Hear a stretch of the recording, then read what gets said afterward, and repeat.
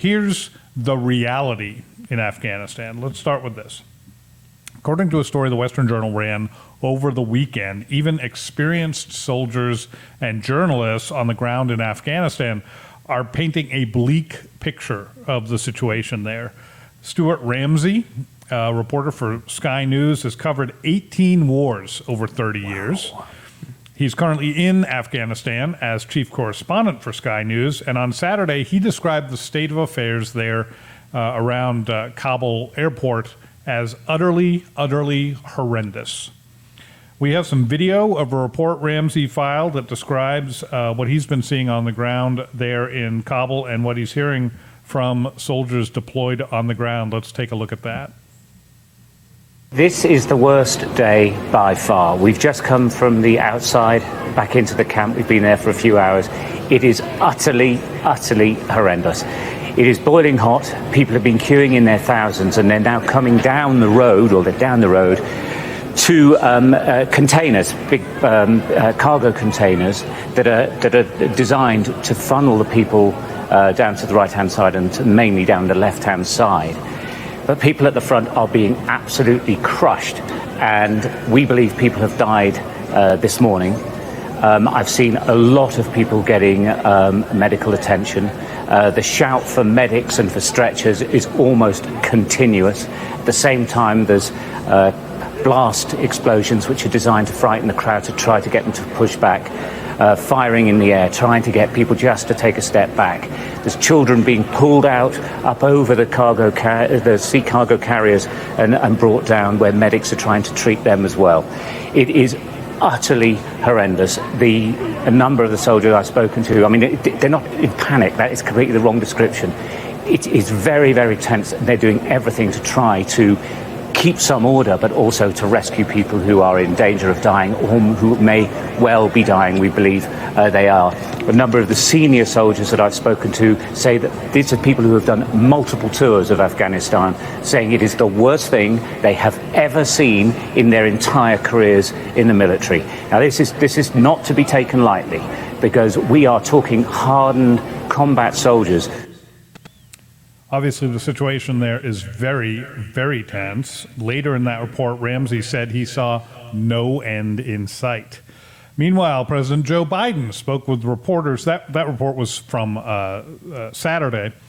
Biden spoke with reporters at the White House on Sunday and continued to double down on his position regarding Afghanistan. Quote, "History is going to record this was the logical, rational, and right decision to make. When this is over, the American people will have a clear understanding of what I did and why we did it," which will be nice because we certainly don't have one now. In reality, very few people are arguing that the decision to get out of Afghanistan was a bad one. Americans are split on that issue. Majority support ending that war in one way or the other, but it's the way the Biden administration is bungling the withdrawal that has people in both parties questioning his competence at this point. Also in recent days, public opinion polls have showed Biden's approval rating slipping to its lowest point since January, and a CBS News YouGov poll taken August 18 through 20, so last week, before the weekend, found 63% of adults support removing U.S. troops, but just 47% approve of how Biden has managed the withdrawal. 74% of respondents, including 62% of Democrats, said the way the United States has removed troops has gone badly.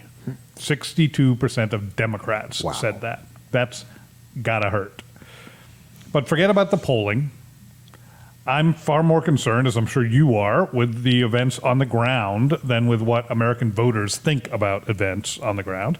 And so should Biden be. But it doesn't appear that he is. In fact, it's increasingly looking like Joe Biden isn't even fully aware of events on the ground.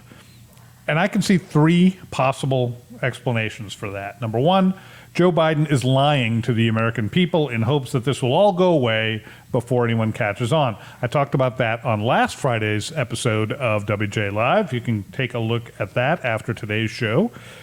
Number two, Joe Biden has been told about the situation in Afghanistan, but it is simply in denial, or maybe what he's being told simply isn't registering with him. So this would maybe go to the idea of some cognitive issues that some people think President Biden has. Number 3, Joe Biden isn't being told the truth himself about what's happening in Afghanistan by his own key advisors. None of those is a happy situation for the American people. Gentlemen, what do you think explains the gap between Biden's public statements about Afghanistan and what's really happening there on the ground in Kabul? Joey, let's start with you.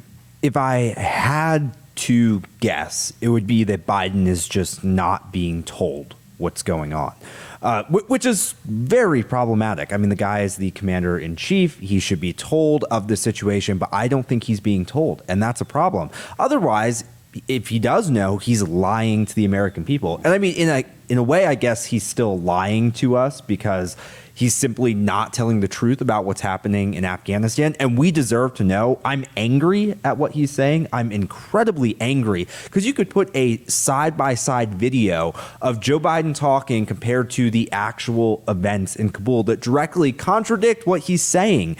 So I think he's just not being told. I think that maybe he couldn't cognitively handle or process this. I don't know, because you'd have to be a pretty bad human being to hide this information from the American people, to lie to the American people.